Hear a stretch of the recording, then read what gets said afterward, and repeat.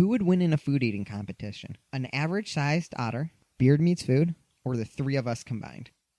I'm still going with the otter. What's up, Animal Fight Clubbers? This is the Animal Fight Club podcast, the comedy podcast where we figure out which animals would win in a fight. My name is Dan, and I'm joined by my two amazing co-hosts, Quinn and Alexandrea. Hello, everybody. Howdy, folks. And we are here with an amazing episode for you guys today. So today, we are going to bring it down a little bit in the food chain, and we will be talking about otters versus beavers. So today, we'll be exploring these nice, smaller aquatic animals that you will find are still quite vicious when they want to be. We really wanted to bring it up on the cute scale. Our last episode was crocodiles versus sharks, and that was a lot of fun, but everyone kind of knows that those animals are pretty vicious, and today's animals are quite cuddly. Yeah, I would say we're bringing it down on like the earth-shaking collision. Two massive heavyweights going at it. We're bringing it down, to your friendly neighborhood beaver taking on the otter that you see in the river twice a week. I don't know if otters are so friendly. Yeah, I don't know. From the basic knowledge I have, we might want to call them cuddly, but I don't think you're going to want to bring an otter into bed with you. Otters are cute. We can say that. They're adorable. I think they beat the beaver in that category for sure. Otters are really probably one of my new favorite animals, and there's a lot of information on otters that's absolutely fantastic. So otters are mostly aquatic members of the Mustelidae family. Other Mustelidae include skunks, weasels, badgers, and wolverines. So in between the badgers and the wolverines, the Mustelidae family really have fierceness built into their DNA. When I agreed to this, I'm not sure that I knew that otters were related to badgers, wolverines, and is that even like the honey badger? Yeah, the honey badger. Otters might be scarier than actual honey badgers. All right, I'm a little bit nervous at this point. I'm definitely nervous because I know that badgers and wolverines could just fuck you up for no reason. And so can otters. I'll go into detail, but there's 13 different species of otters, and they basically break down into two different categories. They have the sea otters and the river otters. So when we were talking about what animals to do for this episode, I was originally going to talk about the river otters. The only issue is I did a little bit of preliminary research on the river otters, and I found out really quickly that these guys are just too ferocious for a beaver. Some of the common prey for giant river otters include crocodiles and anacondas.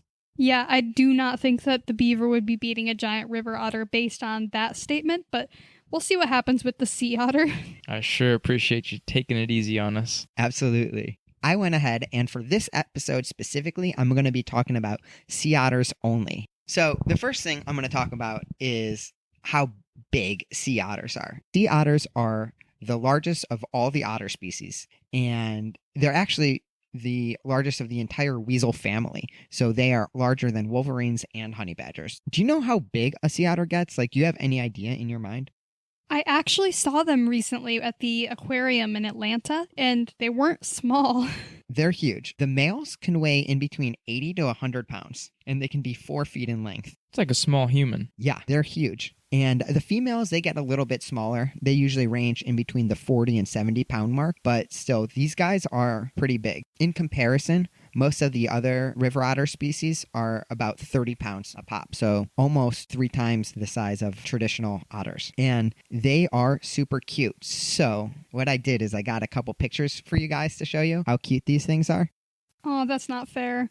Aw, pulling on the heartstrings. We already know that otters are going to win on the cuteness scale. There's not much cute about a beaver's orange teeth, so. Yeah, and for everyone listening on the podcast, what I just showed is a really scruffy, super cute otter laying in the ocean, just being probably the most adorable animal out there. One thing I'll add, a baby beaver is actually kind of cute. Just throwing that out there if anybody wants to pop that in their Google search. Wow. Quinn just pulled up a photo of a baby otter, and those things are really... Baby beaver, just for clarification. Quinn just pulled up a picture of a baby beaver, and that's a super cute beaver. Quinn, stop distracting Dan with cute beavers. I'm so sorry. I It's will not stop your now. turn. I think I want to get a beaver as a pet now. We could do that. We could make that happen. Are you allowed to have a beaver as a pet in Ohio? I don't know, but we know where a little family of beavers live, and I'm sure we could get in there and snag one. Probably could, but that would be really hard on your furniture. Oh, the deadpan joke could work. You guys are hilarious. But yeah, so the beavers, they're beautiful. They have dark, fuzzy. The otters. The otters, they have beautiful, scruffy, dark, fuzzy fur with large webbed back feet, super tiny paws. Their faces are a lot lighter and super scruffy, and they have these giant whiskers and a big black dog-like nose. When you see one, your heart just kind of melts. They're incredible. And then the easiest way to tell them apart from the river otters is that the sea otters are just a lot scruffier. So if you see a river otter, it's super smooth. Think maybe like a pit bull, like how smooth their fur is. Compared to like a golden retriever. Yeah, maybe a golden retriever. Okay. Why do they have long hair like that? Well, I'm glad you asked because their fur is incredible. It's almost like a superpower. So, Alexandra, how many hairs do you think otter fur has per square inch? I don't know. I mean, what would be normal? I would probably guess like, I don't know, a couple thousand. So I'll give you a hint. If you are a typical human, you have about 1,000 hairs per square inch. If you're Vin Diesel, you have 0. But you probably have 1,000. Okay, so I mean, I would probably guess otters are a little bit thicker, so I don't know, like 10,000? You want to guess higher? Like an order of magnitude higher? Like 100,000?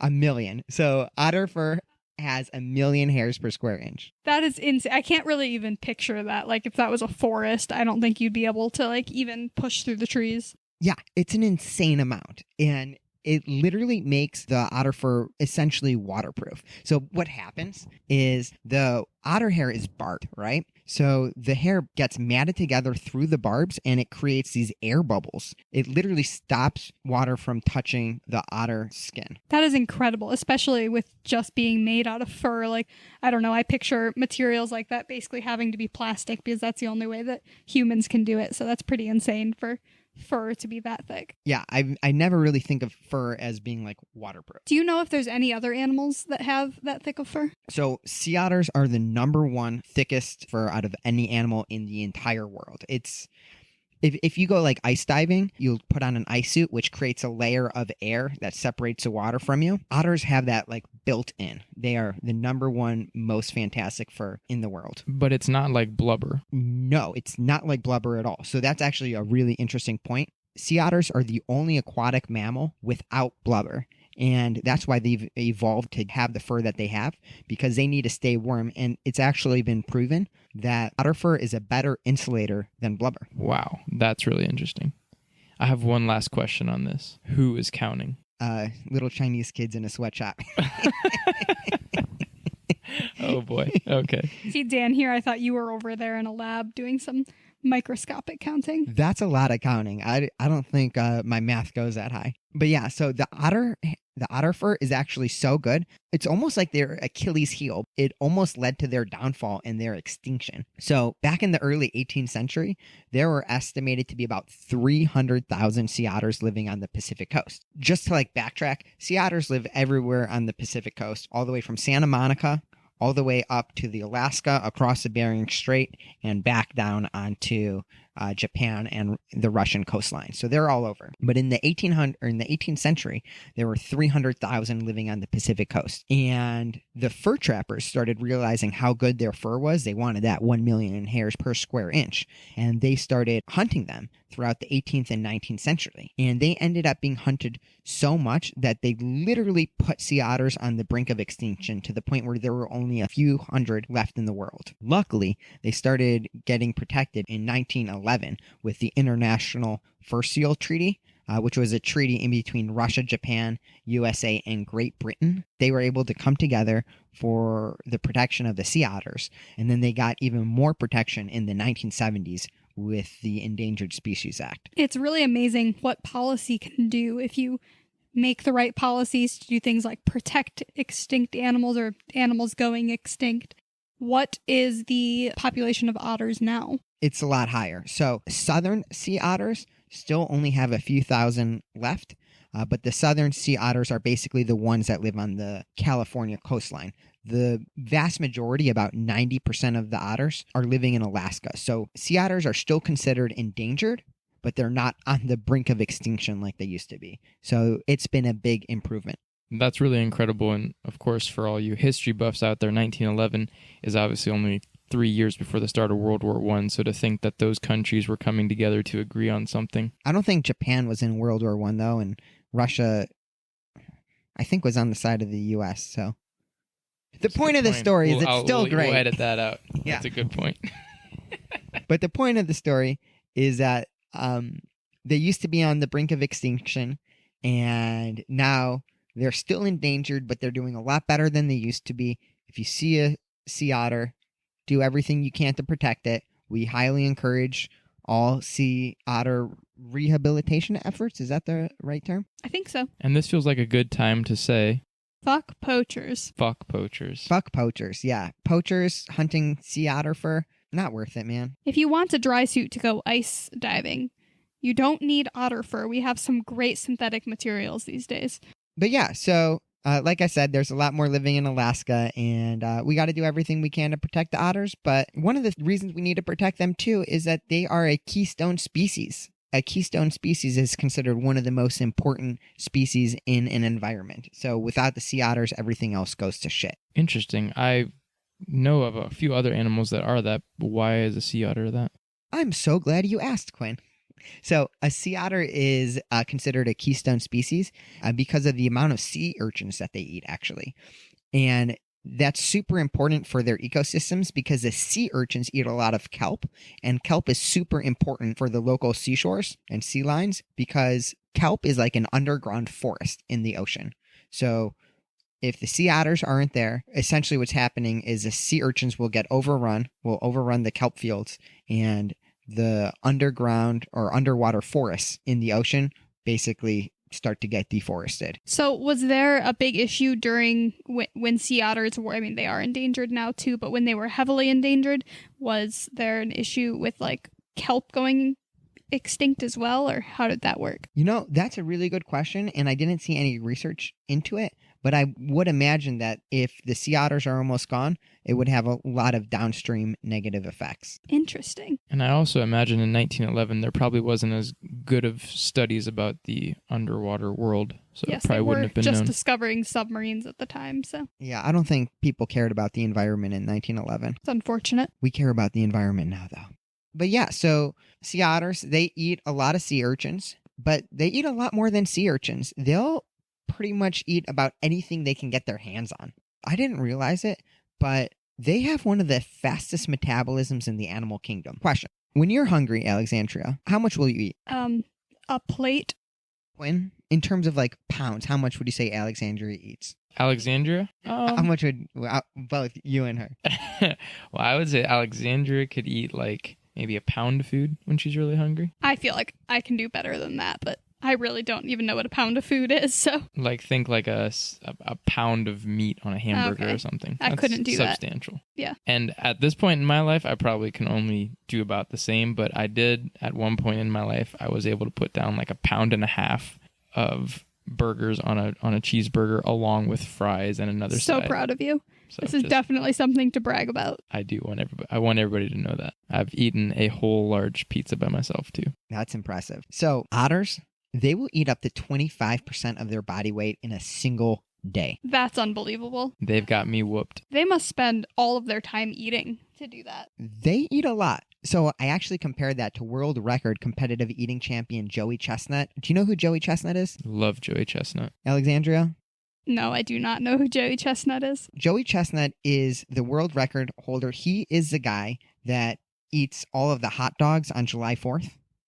His world record is eating 70 hot dogs in 10 minutes. And he did that on July 4th, 2016. So I'll say that again. On July 4th, 2016, Joey Chestnut set the world record eating 70 hot dogs in 10 minutes. Does he chew them or does he literally just like push them down? Have and you swallow never them seen whole? it? No. Oh, it's incredible.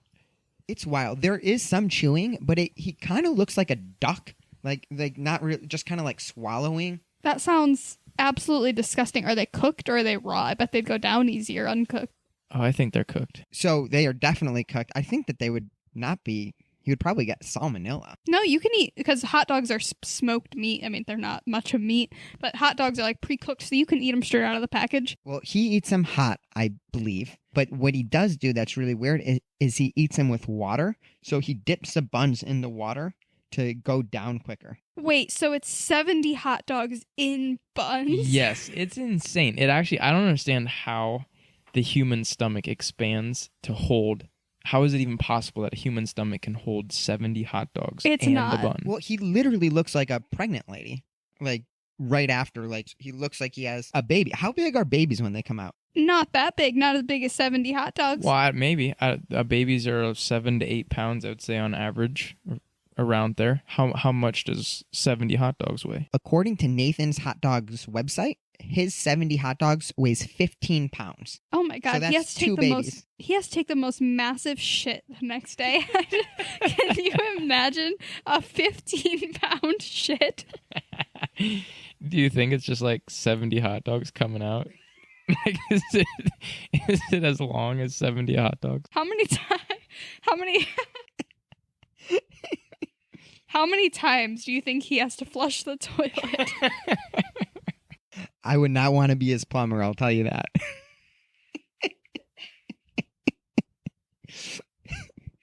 So Joey Chestnut can eat 15 pounds in a day, right? He did it in 10 minutes. I'm assuming he's not really eating much more throughout the course of the day. I hope not.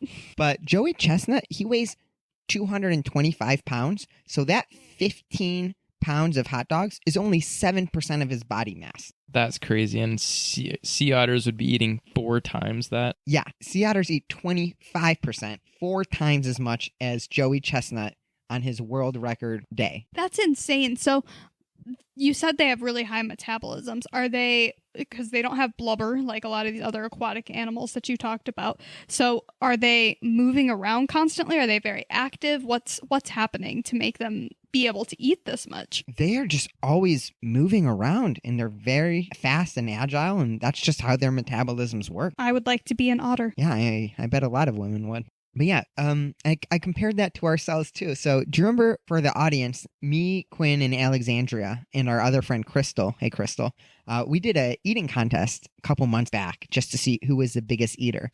And I actually won. I won by eating 24 chicken wings from B-Dubs in 1 hour. I don't remember. Do you guys remember how many chicken wings you ate? I think I ate 13. I did not do very well. And I was just behind you, so I think I ate 22 or so, maybe. I think you ate 20. Well, I think I ate 22. Okay. Crystal ate like 10, something like that. Yeah, Just Crystal just so did we terrible get everybody on there. We love you, Crystal, but To be fair, she never really seemed to grasp the competitive spirit of That's the not moment. true. She talked a big game going into this. You're right. I forgot about that.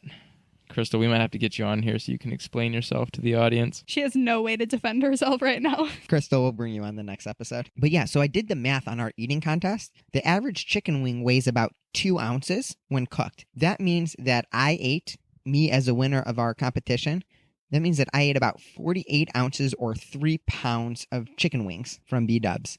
And in comparison, I weigh about 150, so that's about 2% of my body mass that I was able to eat. And I didn't want to eat for like the next day and a half. Like, that was so much food. There's some incredible eaters. Yeah, so I am just like putting all of that together. How impressive is it that otters can eat 25% of their body? And they weigh 100 pounds, so not only are they like eating like more on a percentage scale, they're just eating more than us on an absolute basis too. Yeah, and sea urchins, things like that. Like a sea urchin doesn't weigh very much. They must eat so many sea urchins to try to fulfill that calorie intake. Well, they eat other things too, and we'll get to that. But one of the things that I thought would be really interesting, I don't know if you guys know who Beard Meats Food is. I've not heard of that, no. Beard Meats Food, he's like a competitive eater on the internet, and he will go around to different restaurants that have like really big, what are those plates? Like, if you eat this meal, you get it free. And if not, you pay like $100. He goes to those types of competitions and he eats them on camera and just YouTubes it. And he does it all. And I've never actually seen him lose a food competition. But what I want to do is I really want to get him in an eating competition with an otter. Because I'm really curious to see how he could do.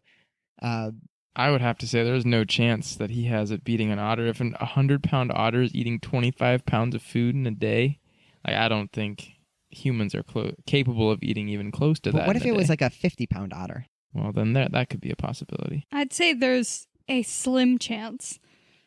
I don't know. He might have enough of a competitive spirit to make it happen. Yeah, so Beard Meets Food, this is our official challenge. We want you to face an otter. We think that all these stupid challenges that you've been eating around the United States, that's for normal people. You want a real challenge? See if you could take on an otter. That would actually be hilarious TV. That would be very funny. I don't know how he's going to get an otter, but I would like to see it happen. Who would win in a food eating competition? An average-sized otter, Beard Meets Food, or the three of us combined?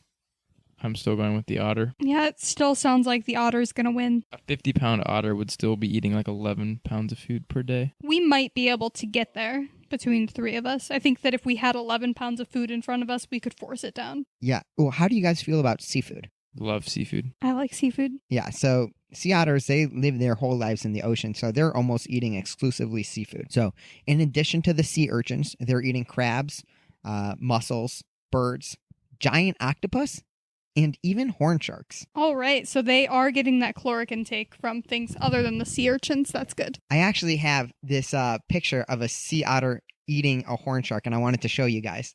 Look at that. Oh my gosh, it's bigger than the otter. These things are intense. Yeah, so for all the listeners, I don't think horn sharks are quite as scary as like a great white per se, but still, we see this picture of a sea otter just kind of like grabbing the horn shark, and it almost looks like it's making out with it, but I think it's eating it. I have to presume that the otter is probably not making out with the shark. Well, I wouldn't be too presumptuous. Is there something that you know that we don't?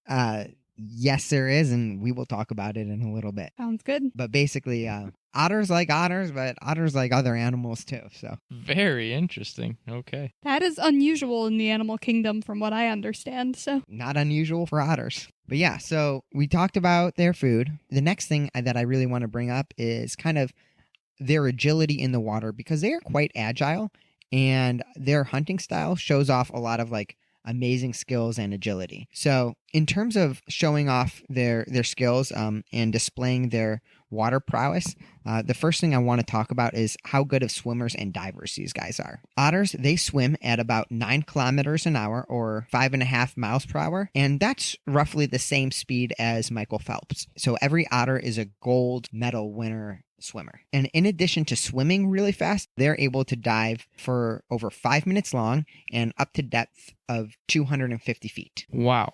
I would not have thought that. In my mind, otters are, I guess I would have only thought of otters as living in rivers where, they don't get the opportunity to dive that deep. Yeah, sea otters are in the bay, in the ocean. That's insane. So they're like right in there with the rest of the actual sea, I guess they're all sea creatures, but with like the fish and marine life like that, that's pretty crazy. Oh yeah, like the great white sharks and the orcas, those are like the enemy numero uno for otters. But so this is actually like super interesting, but do you know why they're only limited to about 250 feet in terms of how far they could dive? Is it like pressure related? Kind of. So the bubbles in their fur get trapped and they create a certain level of buoyancy, and their fur actually makes them too buoyant to dive deeper. So it's not the fact that they just don't want to dive deeper. It's that at that point, their fur turns into like a life jacket and will like bring them up. Fascinating. That really is. I wonder if there's any of their prey that hits that 260-foot mark and just sits there and laughs at them. Just picturing an otter like trying to go down and like bobbing back up. No, like a little force field. Yeah.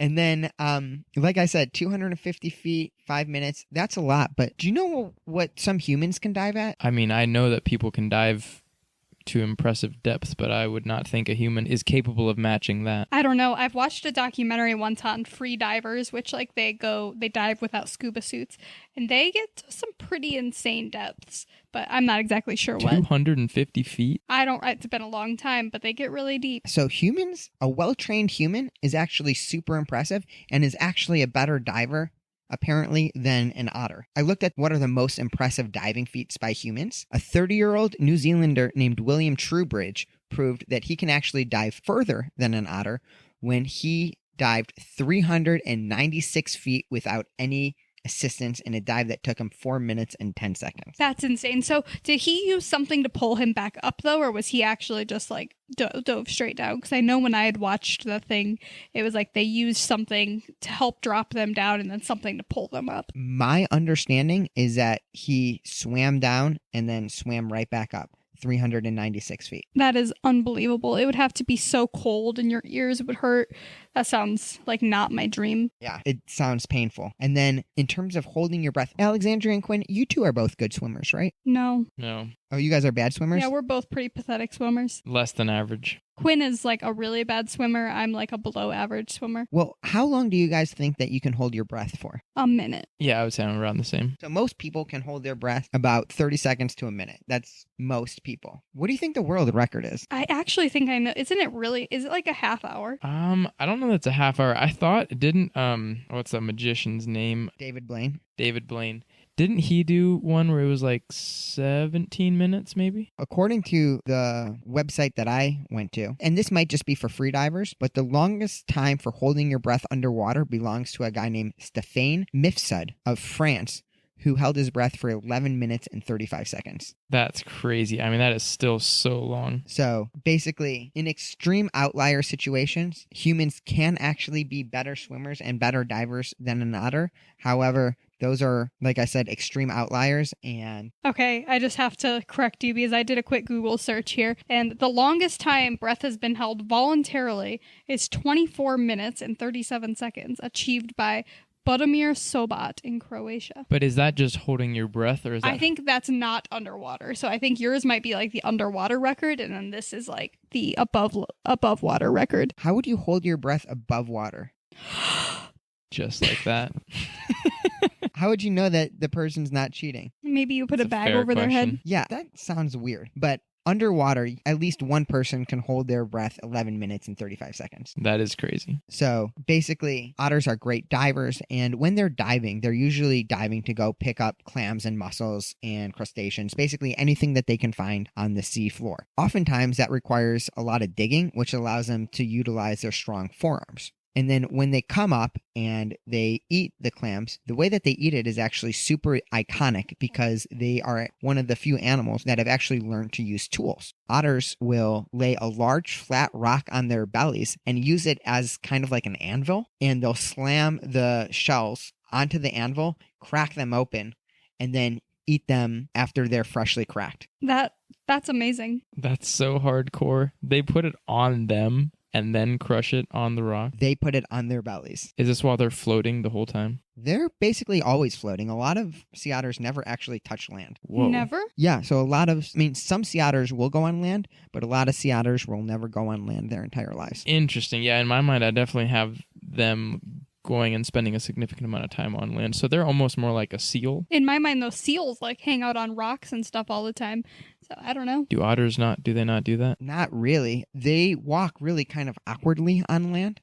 So if they spend too much time on land, they'll get picked off by like a coyote or something like that. Very interesting. Yeah, I had that wrong in my head for sure. Yeah. But anyway, so back on their bellies in the rocks. So they'll be laying on their back in the water, put a large flat rock on their belly and slam it with their super strong forearms, which apparently they have very strong forearms where they're able to use their muscles to slam the clam or the mussel or whatever. And what's really kind of cool is that they have these special pockets under their armpits where they will store their favorite rock. So basically, if you see a sea otter in the wild, chances are it's carrying its favorite rock on it. So it's always coming in with like a weapon, like no matter where it's at. Why did they evolve pockets is what I want to know. And I guess I don't expect you to have the answer to that, but did they evolve little pockets just for carrying rocks? It sounds like it, yeah. They've been crushing clams and oysters for a very long time. I guess so. And then in addition to using tools for the hard shells, for softer prey, like a hard-shelled crab, which in this instance is still considered softer prey,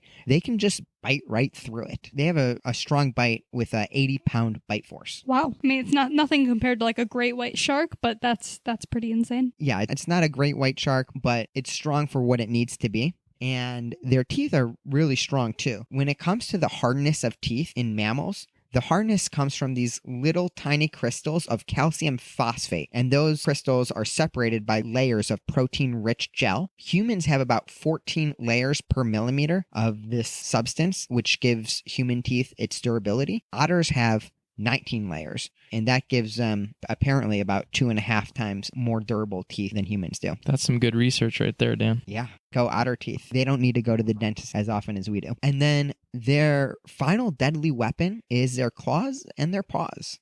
So one of the cool things that I learned about their paws is that they have these special tough pads that enable them to grip slippery prey like a fish or something like that. It's essentially, have you ever had like a really tough jar to open and your hands are a little bit greasy and you have to use a towel in order to get a good grip on it? Otters have that built into their paws, and then their claws are retractable, which makes it really easy for them to slash and grip their prey. This comes in real handy when they're catching fish, and they are actually the only sea animal that catches fish with their paws instead of their mouth. Oh, that's really neat. Yeah, I never would have thought about that. It's really cool. And then I'm imagining that it also is helpful when they're hunting giant octopuses, which is specifically Alaskan sea otters are hunting a lot of giant Pacific octopuses, and those octopuses are pretty big. They can be 50 pounds and 15 feet across. So pretty impressive that sea otters are willing to hunt them. That's very impressive. Yeah, that's a massive animal for something the size of an otter to be taking down. Yeah. So now we know a little bit about their weaponry, and we know a little bit about what they're eating. But one of the things that I have to talk about in otters and makes them so amazing is the way that they interact with other otters, specifically in what's called a raft. So otters will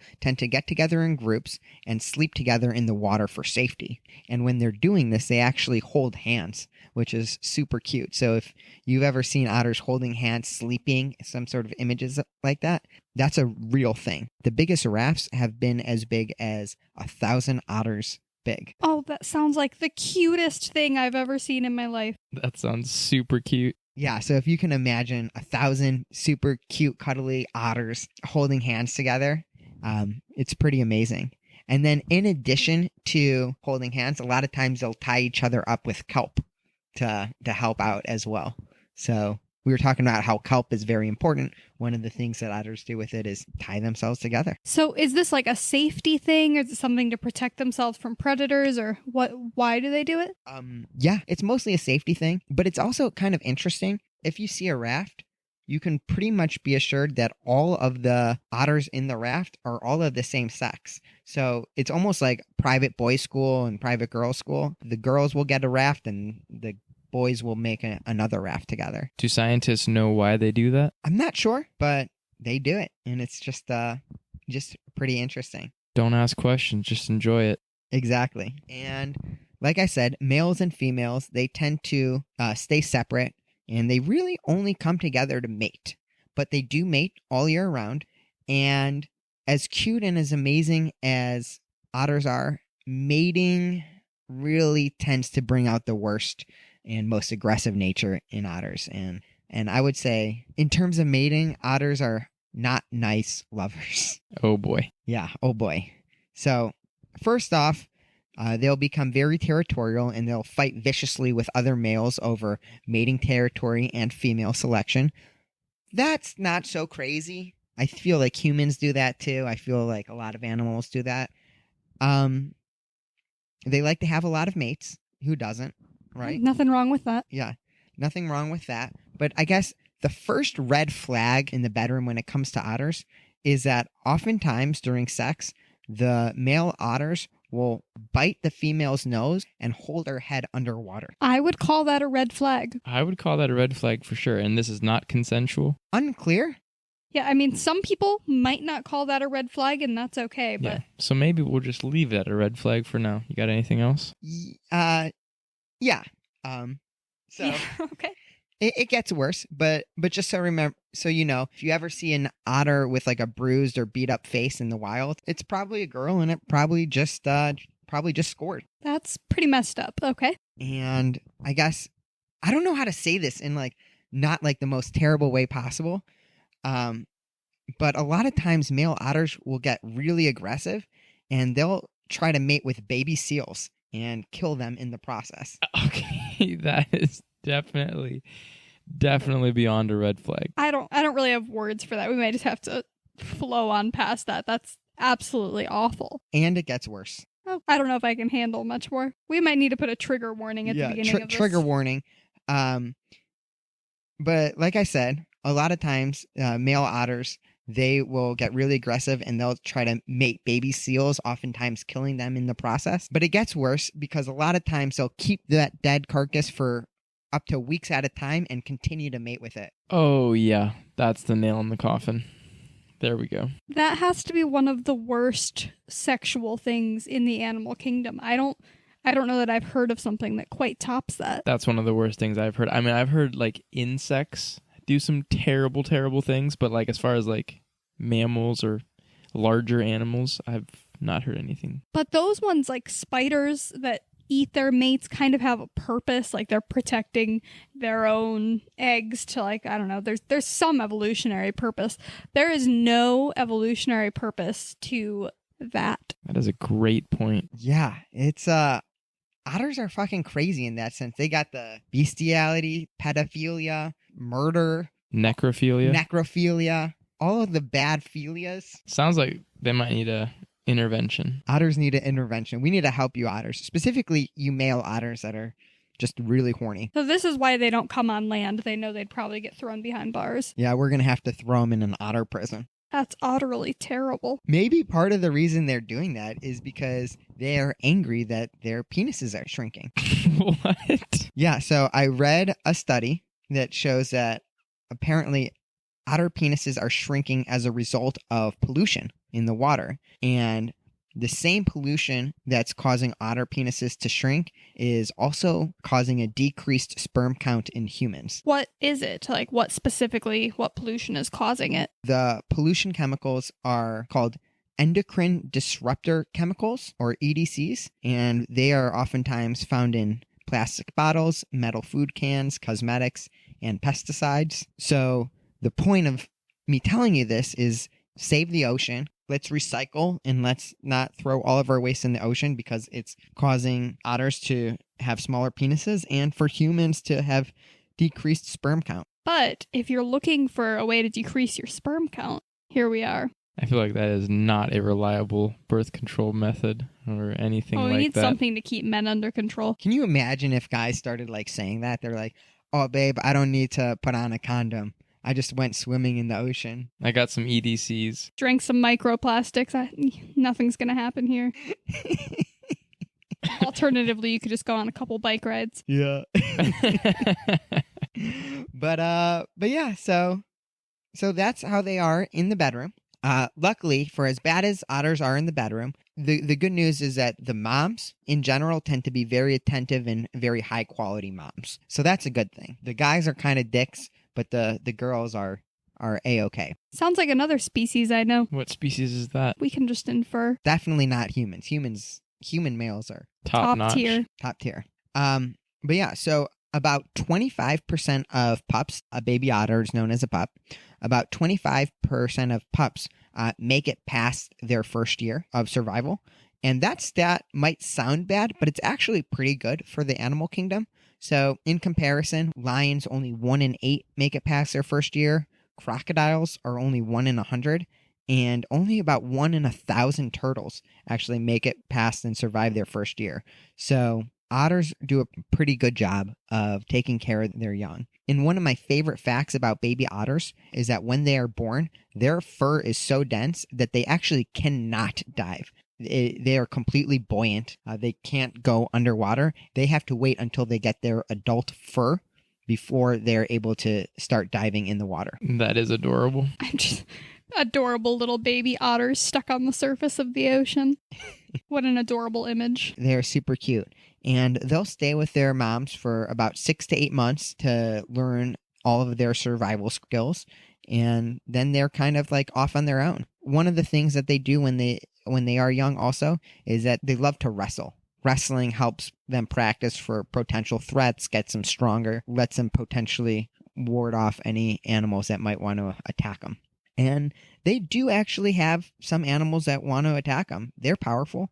But there's a lot of things in the wild that will look at an otter and think, that's my next meal. So in addition to human-caused issues like hunting, polluting, and oil spills, the most common predator for sea otters are great white sharks, killer whales, sea lions, and bald eagles. And although all of those animals do hunt otters, the otters fight back, and it's not really an easy meal for any of them. I'm just picturing a killer whale trying to attack a sea otter. It seems almost too small for a killer whale. Yeah, but if they get a whole raft of them, That's a good point. Come cruising into a raft of 1,000 sea otters. that's quite the snack. Yeah, so a couple notes I have. When the bald eagles hunt otters, they'll actually try and rip them right out of the water. Do they only hunt the babies or do they hunt full grown too? I think they'll hunt as whatever they can get.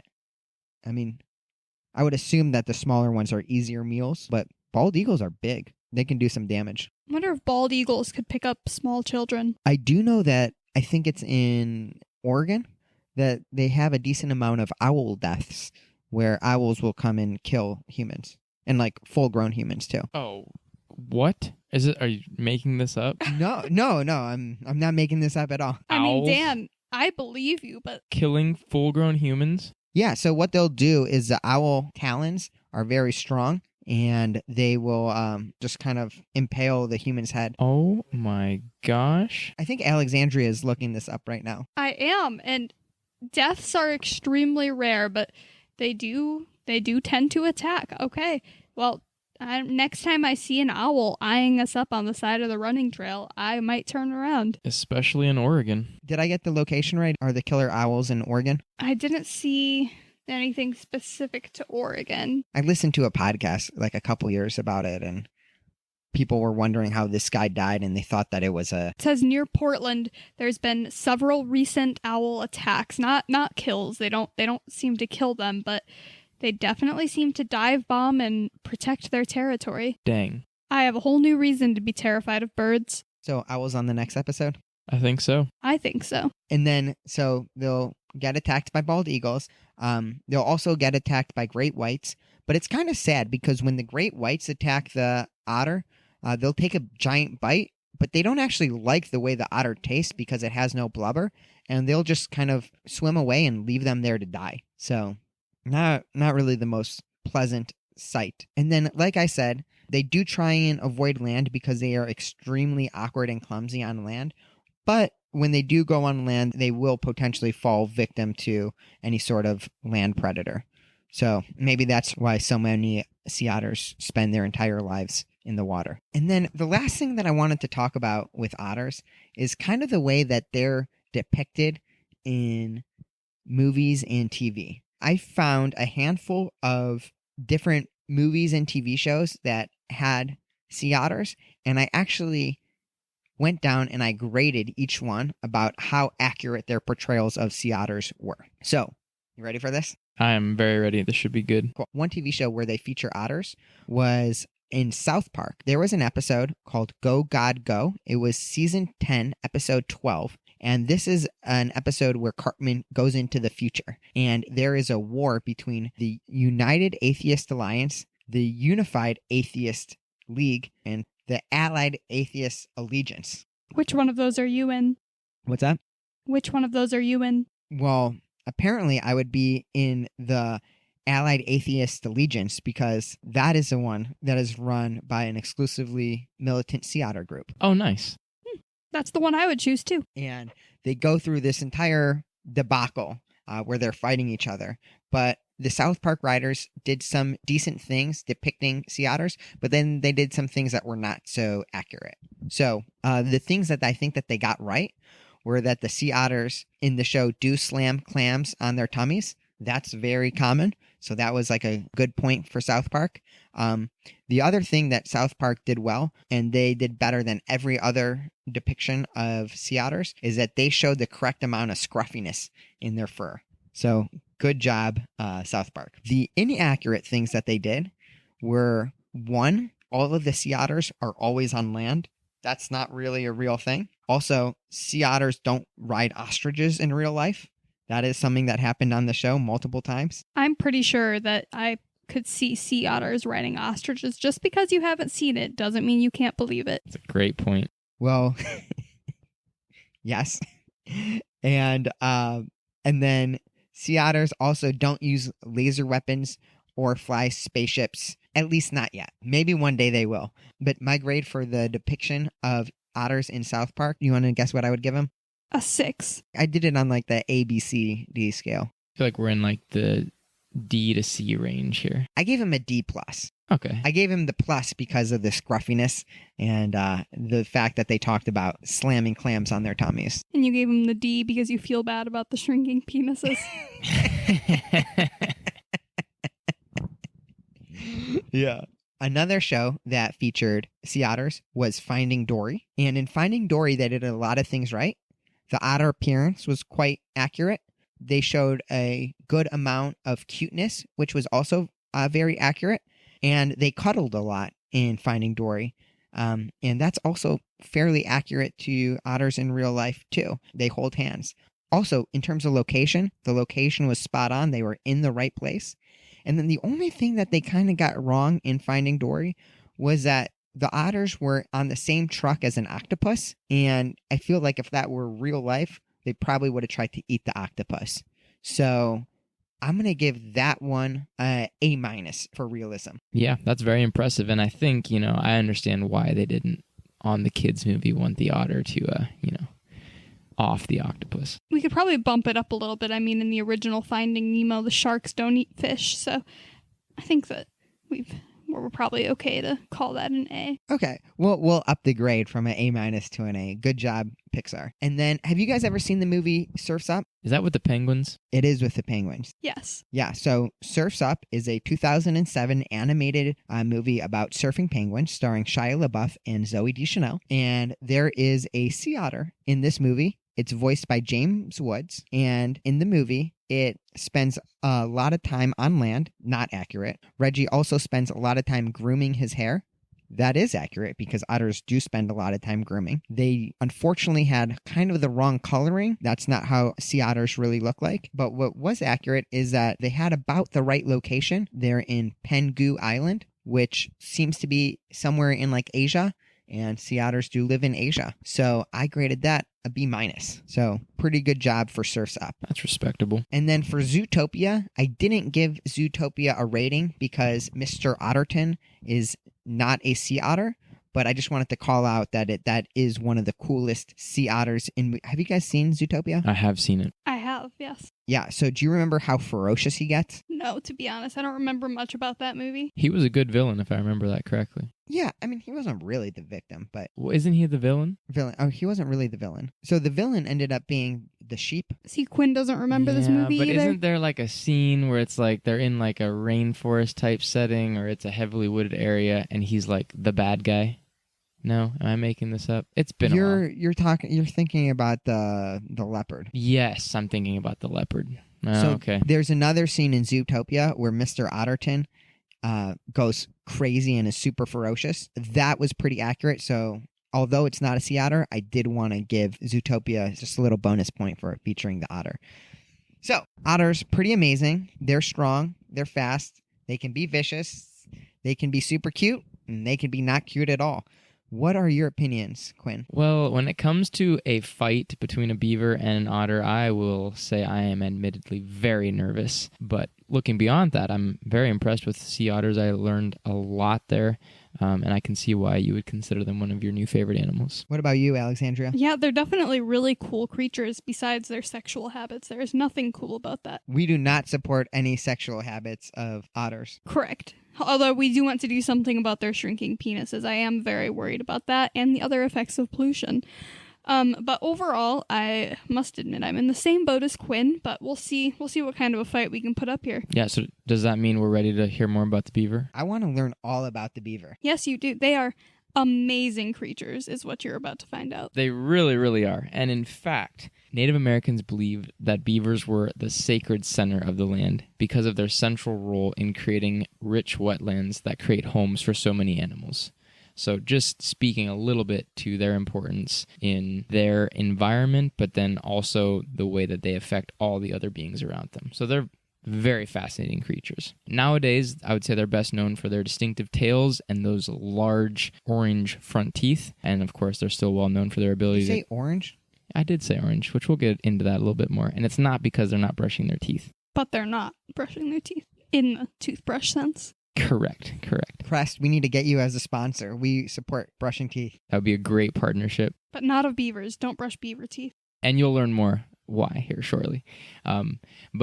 And of course, they're known for their ability to construct dams, which makes them one of the few creatures on the planet, other than humans, of course, that are able to alter their surrounding environment. They are also the largest rodent in North America, and they're second in the world only to the famed capybara, which those are huge rodents. They can weigh up to 150 pounds. I love capybaras. They're so chill. I actually was looking into this the other day. You can get capybaras. They're legal in Ohio, and I'm debating getting a pet capybara. That's crazy. I would definitely want to come visit it if you got it.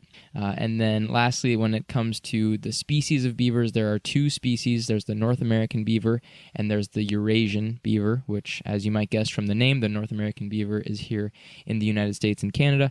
The Eurasian beaver is across the Atlantic Ocean throughout most of Europe. The Eurasian beaver is technically a little bit bigger, but we have kind of a personal preference and also some personal experience with the North American beaver. So that specifically is what we're going to be looking at today. And how big did he say beavers get? I did not mention it. I said the capybara can get up to 150 pounds, but the beavers are still pretty big in their own right. So I guess we can talk a little bit about what a beaver actually looks like. So most of you have probably seen a beaver before, maybe even in real life, but if you haven't, they have very thick brown fur and small beady eyes, so they're not necessarily the cutest looking thing, but they're not too bad. And they have a small black button nose. Their teeth, they have 4 enormous teeth, just incisors in their mouth.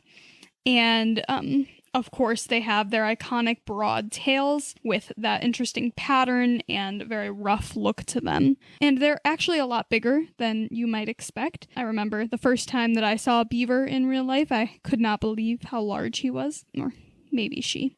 But they can weigh anywhere from 35 to 70 pounds, which is larger than our dog, who I consider to be fairly large. They can weigh 70 pounds? Yes, they can weigh up to 70 pounds. So they're not small animals. To think that they're just running around in Ohio is kind of funny, honestly. Like, they can be in our backyard at any given time. That's huge. Yes, definitely.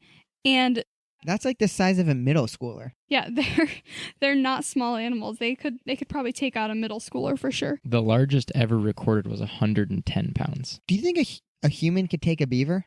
Yeah, I still think so. We can move a lot better than a beaver can. Yes, that, and beavers are not the most aggressive of animals, so the odds of a beaver attacking a human are pretty slim. It doesn't happen very often. Has it ever happened? Oh, yeah. Oh, we'll talk about that later. later. It's happened. But I'm excited. their overall size with their tail, they're about 3 to 4 feet long, so they're pretty crouched down. They're like very stout animals, and they look pretty thick, more so than lanky like an otter might. So we mentioned that a human is able to move a lot better than a beaver. So they're actually very, very slow on land. So they're not moving very quickly on land at all. Like, I don't even know if we have an exact speed, but they're slow. And they're significantly faster than they are in the water. However, they're very slow in the water, too. They can only swim about 6 miles an hour. Well, that's not that slow. In fact, that's faster than Michael Phelps and a little bit faster than a sea otter. So you are right. It doesn't feel slow when you're talking about speed and like 6 miles an hour. I mean, the Michael Phelps thing really puts it in perspective that a beaver could win a gold medal in a swimming contest. Yeah, it's just hard to be fast in the water, I guess. All the drag and... I guess so. It's definitely not easy to move in the water, but their tails do help them move a little bit faster, I suppose, at least compared to an otter. But I'm glad they're beating Michael Phelps in swim contests, but overall they're not nearly meeting the speeds that we talked about last week with the great white sharks and the saltwater crocodiles. I would love to see, like, in the next Olympics, if they just put a beaver in one of the lanes and have it go. I would love to see what the new world record would be. It sounds like it'd be a pretty close race, though, because isn't Michael Phelps like right around 5 miles an hour? Yeah, 5.5. 5.5. Maybe instead of the world record line, they could have a beaver swim line. Yeah. That could be really, really cool. We just got to do humans versus animals we'll do Michael Phelps versus the beaver, an otter versus beard meets food guy, or Joey Chestnut. We'll have our own little Olympics competition here. Right here in the backyard. That would be so amazing. That would actually be so amazing if we could figure out how to do that. That would be incredible. So while they are fast-ish swimmers, but they're not the fastest swimmers, however, they can stay underwater for an exceptional amount of time. They have massive lungs, probably the reason that they're so stocky looking, and they can stay submerged for up to 15 minutes. And in that time, they can travel up to a half mile without coming up for a breath. That's huge. They definitely beat the sea otter in that respect. Yes. I'm actually really surprised how much better suited for the water beavers are than sea otters. They're not diving to 250 feet, but they're also not living in the ocean, so it's hard to really have them compete on that level. That's a good point. And they do spend quite a bit of time on land as well, which that would be a difference. Quick question. Do beavers live in freshwater, saltwater, or both? Freshwater. Freshwater. Can they survive in saltwater or brackish water? I didn't see anything about that. From what I read, they don't build their dams in salt water. I don't know. It's possible that they could survive in especially a really marshy area around saltwater. I'm thinking in the Carolinas maybe, where you get a lot of swampy areas, because that's what they love. They love wetlands and any type of river or stream or pond. Yes. So scientists recently discovered that beavers are also happy to live in the brackish mix of fresh and salt water in coastal areas. There we go. Perfect. We have a fight location. Thank you, Google. Oh, yes, we do. Very good. Oh, they do actually interact. There are videos online that you can find of otters interacting with beavers, although it might not be the sea otter. I told you I did really quick preliminary research with river otters, and they eat beavers for lunch. Yeah, the videos I saw, the beaver was holding its own somewhat. I mean, I think if the otters were really attacking, they probably could have taken it, but they're all right. We're not getting into the fight Yeah, we're not getting yet. into that just yet. Good point. So overall, they're definitely not the most imposing creature, but they're not nothing. I mean, they're pretty large, and they can swim, and they can really do some diving. They can, and they really have some teeth. And let's dive into these teeth a little bit more, because their teeth are amazing. So, like we were talking about, they have 4 incisors that stick out of their mouth, and that kind of steals all the attention. That's all that people would think of when they think of beaver teeth. But they actually have 20 teeth in total, and their teeth are made of dentin in the rear and a really strong enamel on the front side of their teeth, and that enamel contains iron, like real iron. And so beavers' teeth are incredibly strong because of that iron, and that's also the reason that they have that unique orange color. So it's not dirty, it's iron. They're like Iron Man. Exactly. Beavers are the Tony Stark of the wetlands. That's basically what we're saying, yes. And actually, probably, they really are, because aren't they smart and build stuff? They're very intelligent. Yeah, so beavers are the Tony Stark of the wetlands. That, I think that's perfect. I really like that. And the other cool thing about the iron is that it actually helps their teeth resist teeth decay. So their orange teeth are probably cleaner than yours. Just let that sink in. My orange teeth are very clean. Well, Dan, we might be sending you to your dentist friend. Jamie, I'm going to need your help.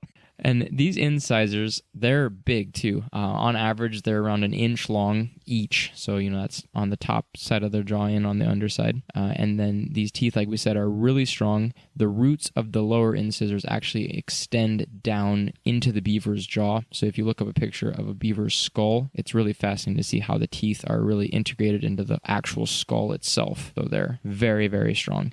And along with that, they're also self-sharpening, which I thought this was a really unique thing. So like I was saying, there's dentin on the back side of their teeth, and the enamel on the front side of their teeth is really hard. And so when they meet, the back side of their teeth give faster than the front side. And so as they're chomping, this basically constantly sharpens their teeth and keeps the front edge of their teeth a lot sharper because that backside is wearing away. Wow. That's actually super incredible. It's built-in teeth sharpeners. It's almost like having a built-in blacksmith as a tooth dentist. Always right there with you. Yeah, I thought that was really, really unique. And then the other thing, you kind of always see beavers chewing on wood, and they need to do this because their teeth are always growing. And so aside from the teeth themselves sharpening the teeth, they also need to grind them down by eating and chewing on wood. And so that's the purpose behind that. If they stopped chewing, then their teeth would grow to a length that they wouldn't be able to use anymore, and they would die. So they constantly need to be eating. So they're constantly chewing wood, constantly sharpening their teeth. Do you have any like data of how sharp, like what can they bite through? The best thing that I found was that they can bite through basically a tree trunk that's as thick as one of your fingers in one bite, which is not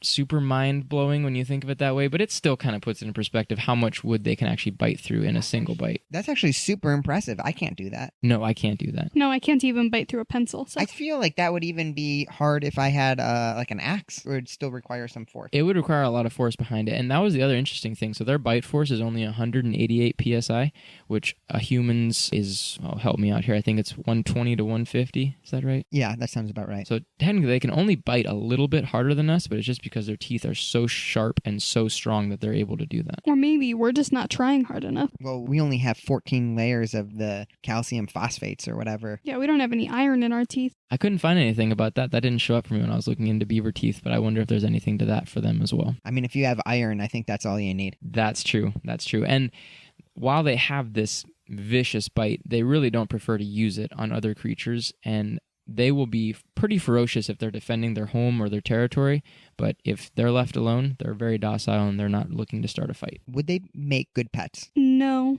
we don't have rivers in our houses, so generally I don't think a beaver would be very happy in here. That's true. They're really hard workers. They want to stay active, and I imagine that would be very hard on your furniture, your walls, any area of wood in your home would be in danger. Yeah, we definitely do not recommend beavers if you live in a log cabin. Absolutely not. No, you might not have a house in the morning. Beavers really, they are hard workers, so I would love to get into this a little bit. Quinn and I actually had a little friend that was a beaver that we had for a while. So we used to run at a park here in Columbus called Antrim. And in the winters, it doesn't get light until later. So we would often be running in the dark at like 6:30. And one morning we were running and we saw this rock and we both noticed it. And we both had the thought, oh, I've never seen that rock before. Like, I wonder where that came from, because we were on the same loop every morning. And then all of a sudden it moved as we got closer and we were like, oh my God. And it was dark. So we couldn't really see it, but it was a beaver. And it was a very large beaver. This thing was not small. And so the rest of that winter as we were running, we were pretty panicked, honestly, because we went home that day and did some research on what beavers can do. And we're like, oh my God, this thing could get us. Like they have some pretty decent defenses. Not to mention what they actually do to the environment around a park like that, and not necessarily in a bad way, but they can like bring down some trees. So sometime we'll have to go and walk it with you, because it's still like this. If you walk around, you'll see trees that the beavers have started working on throughout Antrim, and like, it's really funny to look at. And sometimes they'll go back and finish them off later, so we would see trees that would be started and then the next day they'd be gone. And then sometimes we'd see trees that would have the same indents in them for months on end because the beaver never went back to it. Interesting. So the beavers, they would tear down one tree per day? Like they were that fast? They can actually do more than that. If they're actively building their dam, they can take down quite a bit in one evening. Yeah, they really can. And did you see that beaver again? Oh, yeah. Oh, yeah. That was when we first met Stanley. His name was Stanley? And that's what we named him. Stanley the Beaver? Stanley the Beaver. And how big was he? I really don't know. I mean, I would guess he was toward the top end of the range that we're talking about. So in that 50 to 70 pound range. I mean, it looked like a boulder on the ground. He's a big dude, and we saw the beavers quite a bit that winter, and their dam's still there, actually. So, like, Antrim's a lake, and in the corner of it, there's a dam. Go ahead. Technically, it's their lodge, but we'll get into that a little bit more here. Well, if I want to say dam, then I'm damn You well are. gonna damn You say are. it. But, no, their lodge is still located in the corner of that park. So as far as we know, the beavers still live there. Wow. I want to go to Antrim Park. We'll have to take you there. Yeah, it's our favorite place on earth. We'll be respectful of the beavers so they don't attack us. For sure. I would definitely recommend being respectful of the beavers. How many beavers are there? Do you know? In the world? No, in Antrim Park. So that's a good question. So they live in family units, which are called colonies, and it typically consists of about 6 to 8 beavers. But we'll get into that a little bit later, but there's probably 6 to 8 beavers running around Antrim Park. Only 2 of those would be the adults. The rest would be younger. And I think 2 is the most we ever saw in one day. I want to go see the beavers. We can take you. One of these mornings, we'll have to get up bright and early and see if we can spot them. I heart beavers. Me too. Me 3. But like I said, you don't really want to mess with them. So like they're okay to observe, and I'm sure they're pretty docile at a park like Antrim, but they really do have some pretty decent defenses. First of all, they have sharp claws. So their front paws are very small and nimble and kind of finger-like in their dexterity. So they're actually able to use them to help them build and organize things, which is unusual in other mammals. But they also end in pretty sharp claws, which are really useful for digging and grabbing and helping them eat.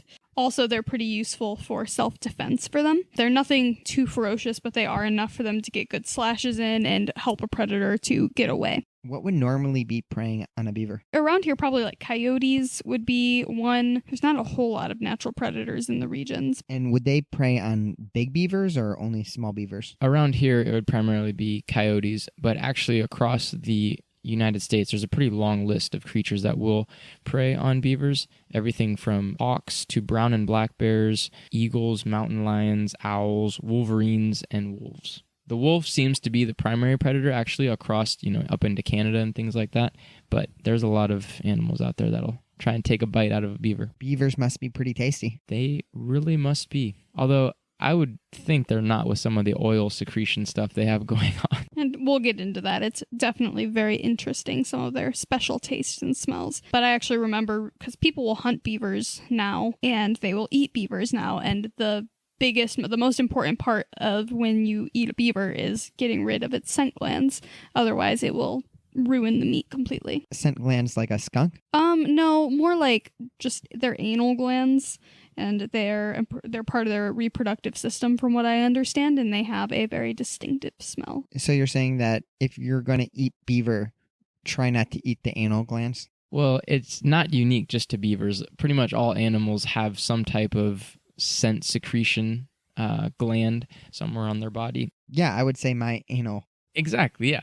You wouldn't want to eat that. But no, I'm from like personal experience of eating like venison or deer, there's certain parts in the deer that you want to make sure are cut out, those glands. Otherwise, it can make the meat taste not very good. I thought you were about to say from my personal experience eating anal glands.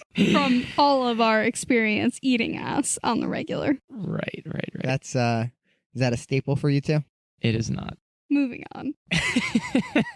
More of a delicacy. I think we were talking about their fur, actually. I think that's where we were going to next. Yes, so they actually have very thick felt-like fur that's up to like an inch thick in places. So they have an underlayment layer that's then covered in a bristly thick layer that offers a lot of protection. One of the videos that we were able to watch was actually of a black bear that was attacking a beaver, and the bear thrashed it with its paws multiple times, and the beaver just kept going back at it. So, I mean, it had some pretty decent protection against this thing. Yeah, the bear even bit it a couple times as well and like shook it around. I think that happened twice. And then it released the beaver. And then a little bit later, the beaver would charge the black bear trying to get it to go away. And unfortunately, the end of the video, the bear did run off with the beaver in its mouth. So it might have not been a happy ending, but we do not know for sure. So maybe that beaver's still out there fighting. And that black bear might be long gone. We wish you the best, beaver. We really do. So yes, that is one of their incredible defenses. And then also they have really strong tails, and they will use their tails to slap the water or startle and scare their predators away, which we also did experience during our morning runs at Antrim. They would try to scare us away occasionally. Mostly they were used to people, but occasionally we would hear a tail smack the water and we'd be like, getting out of there. We would turn around. We would leave. We were admittedly more terrified of those beavers than we needed to be, but it was dark and there was nobody else at the park at that time. And a tail slap in the darkness is scary. Is it like a gun? Like that kind of loudness? It sounds like it when it's that quiet. I mean, it sounds that loud, but I mean, it's like if you took a paddle and smacked the water. It's exactly what it sounds like. You can make a pretty loud sound doing that. And no, it probably isn't quite as loud as like a gunshot, but I mean, similar effect. Especially if it's a quiet setting. But that gets predators to hopefully turn the opposite direction and think they're facing something. a little bit more ferocious. But their tails in general are very useful to them. They're also able to use them as a counterbalance for carrying heavy logs and things like that. It's actually 2 inches thick at the base of their tail, so it is not a wimpy tail. They could probably knock you out with it if they really wanted to. Say that one more time. If, let's say, your head was in the perfect spot and they got a good whack at you, who knows what would happen? Might turn off the lights. But I will say, from what I understand, they don't actually use it to smack their predators. So, okay. So beavers, they have a really powerful tails, but they don't use it. Well, they use it to swim and carry things, or to balance while they carry things and smack the water, but I don't know if it has enough dexterity to actually be used to just smack a wolf across the face. Yeah, from the videos that I saw, it doesn't look like they would really be able to use it in defense by physically assaulting somebody with it, but they would use it more so as like scaring them off with the sound. I feel like beavers would be like really good in like a fraternity setting where everyone's smacking each other with the paddles. The beavers wouldn't even need a paddle. They would just smack each other with their tails. I think they were made for that, actually. Were there any beavers in your fraternity? I'm trying to think. We all had like funny names. I don't think anyone was named Beaver. If there's any frat boys out there that are in active fraternities, you know what your new nickname should be. Beaver. That's why we're doing this podcast, so we can bring some more awareness to these. I will say, I do think frat boys love beavers. I was also going to say that there were different kinds of beavers. What? Oh, Alexandria, please tell me you know what we're talking about. Do you not know what we're talking about, Alexandria? No, but maybe we should just move along. Well, I'll just say before we move along, a beaver is a lot of people use beaver as a synonym for vagina. Why? You've never heard that? I can't say why. I just know that it happens. So like the TV show Angry Beavers, that's... So we've talked a lot about what eats beavers. Let's talk about what they eat. And they don't like to eat animals at all. They are strictly vegetarian. And I don't know why this never clicked in my mind, but they eat wood. I guess I thought that maybe they're just spitting it out as they're chewing through trees, but no. They're actually taking bites of wood as they're chewing down a tree, and then those other 16 teeth that they have in their mouths are like molar-shaped, and they also have a little bit of that self-sharpening activity going on in there, so they're pretty sharp, and they're able to crunch up wood into small chunks and then consume it. I never thought about wood as a food group. I never thought about it either. Do you know, are certain woods better than others? Like, is like pine like a delicacy, or like mahogany really good, but you know, birch is kind of like bullshit? That is a great question. So they do actually have preferences, but they're not that picky, it seems. From what I saw, it looks like they prefer willow, cottonwood, aspen, poplar, maple, birch, oak, alder, black cherry, and apple trees. So that's a lot of trees that they're eating. Do any other animals eat trees? Not that, I mean, maybe like ants would, or termite. I don't know, maybe not termites. Maybe like other small creatures like that, but they actually have some special enzymes or something in their stomachs that allows them to absorb nutrients from the cellulose, which is very uncommon. Wow. They have a unique stomach, for sure. And they also, yes, you're picturing it correctly, that they're just eating a branch, but they do tend to go for like soft flora, I guess, for a lack of better word. So there's like parts of trees that are softer than like oak, for example, is a really hard wood, but like maybe some young twigs or things that are not fully formed and hardened. So they do go for that when it's available in the spring and the summertime, but in the wintertime, they'll just take a piece of oak and gnaw away. Wow. That's incredible. That's pretty That's incredible. actually totally awesome. I wish I could eat wood. It would be really handy. One of the things that struck me about this was that why haven't more animals evolved to just be able to eat trees? Because that's abundant, and it's abundant in the winter, and I don't know, beavers probably don't have much of an issue with getting food in the winter because of it. Yeah, are there any drawbacks to eating wood? Like, are there not a lot of nutrients? Well, yeah, that would be the problem. There's not a lot of nutrients, and then most stomachs aren't equipped to actually absorb nutrients from it because it's, well, maybe Alexandria would know more about this than me with your biomedical I'm the only background. one that but can eat wood around here. So. right. Was that a sexual reference? Please cut that out. That was a bad one. But no, I mean, I don't actually know a lot about the nutritional value of wood, but I know that more so we can't digest it, so that's why like humans can't eat bark. I know as a survival mechanism there's certain barks that you can like boil down to a point that are kind of edible, but even then it's just too thick of material from what I understand to be able to fully digest. Well, and also like you can't swallow it, like you can't get it into small enough pieces to actually eat, whereas that's where their specially designed molars allow them to chop that up into really small pieces and actually consume it. What about splinters? I didn't read anything about them having issues with splinters, but I imagine they do. I mean, if their mouths are not made of steel, so I mean, I would imagine it's a problem. Yeah, I also did not see anything about it, but it's maybe possible that those incisors, when they're biting the pieces off, maybe they're biting it in such a way that it eliminates splinters, or I don't know. I know that camels have a special mouth that allows them to eat cactuses complete with the prickly parts. Whoa. So maybe beavers have something like that. They might have something like that. But yeah, when they're not eating wood,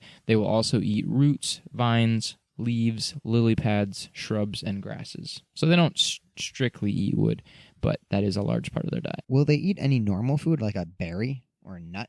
From what I could see, that's not something they're very interested in. What about a pine cone? Did not see anything specifically about pine cones. I wouldn't be surprised if they would eat a pine cone. overall they don't seem to be very picky, but they don't seem to eat the things that the other animals are eating. It's probably a pretty big benefit for them. Yeah, good for beavers. Good for beavers. So the next thing that we really wanted to talk about is their reproduction, which is actually very interesting and maybe not quite as gruesome as the sea otter, but very interesting. So something worth noting is that they actually mate for life. So they will find one mate and they will keep that mate unless one of them dies. Aww. That's so romantic. Don't you just love love? I love beavers. The animal, right? Yes. So they primarily breed early in the year in like January and February. So right now there's probably a lot of beavers out there just getting some. I didn't even think about that. So this is cuffing season for beavers. Go Stanley. Yeah, so if you want to go check it out, we can head over to Antrim right now and see what's happening. That's hot. Well, not really. So what actually happens when they're mating is, well, first of all, the females will put secretions around their lodge to signal to the males when it's about to be mating season. And they'll surround their lodge with their special castor oil coming from those glands that we talked about earlier. And based on the changes in the smell that happens with these mounds, that's when the males know when it's time to get it on, and when the other beavers know that they should steer clear because that's not their mate and that this is somebody else's territory. So I know you just said that beavers are romantic and they like to have the same partner for life. But will they try and steal other partners? Not from what I understood, no. The only time that there would be a beaver that's roaming would be when a baby leaves the nest. And when they do that, first of all, they're in a lot of danger during that time. They're most likely to be killed by a predator. But my understanding is that they will build their lodge and hope to find a mate in that time. But they're not going to be actively going in and trying to steal a mate from somebody else's lodge. Good for them. They're so respectful. They really are. They seem to be very kind creatures. But a little bit more about this excretion. So all of the beavers create their own oil from these glands in the back of their bodies. But most interestingly, you cannot look at a beaver and tell its sex. It's virtually impossible. Even professionals, they don't have penises, they don't have vaginas, they have what's called They don't have penises or vaginas? No, they have cloacas. Oh, like an alligator or a crocodile. well, but the crocodiles actually had a penis-like protrusion that came out during sex from what we saw, or at least it was underneath their skin. The male and female genitalia of a beaver is virtually identical, and no one seems to really know how they have sex. The only way to sex a beaver, we watched a video of this. Wait, say that again. The only way to sex a beaver.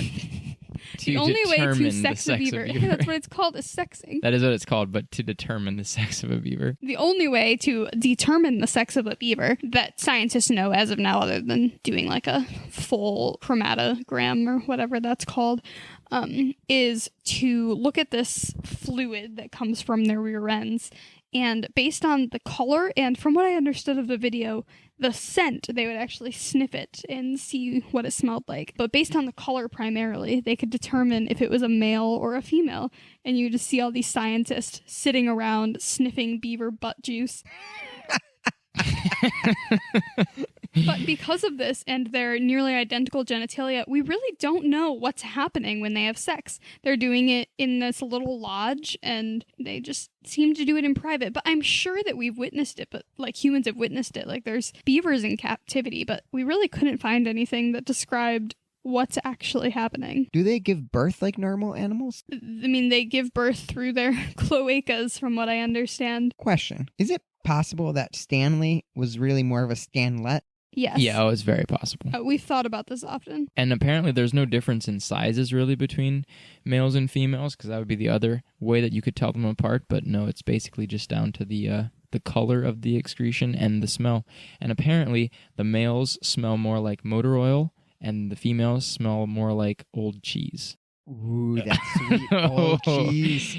Yep, you know. So, again, we don't know much about what's happening when they're getting it on, but we do know that it's productive, and they tend to have a litter of anywhere from 1 to 6 kits per year. So that colony then for the next 2 years will consist of those litters, and will have anywhere from 6 to 8 beavers living in it at any given time. And as I mentioned earlier, at about 2 years old, that beaver, well, the little baby kits, will then leave their nest and go find a new home elsewhere. And they'll travel up to 10 miles in search of a new home. So, I mean, they'll go a decent distance. They're explorers. Absolutely. They set off at that important time in their lives, the whole world in front of them. Little backpacks over their shoulders. Aw, just like a kid going to college. Mm-hmm.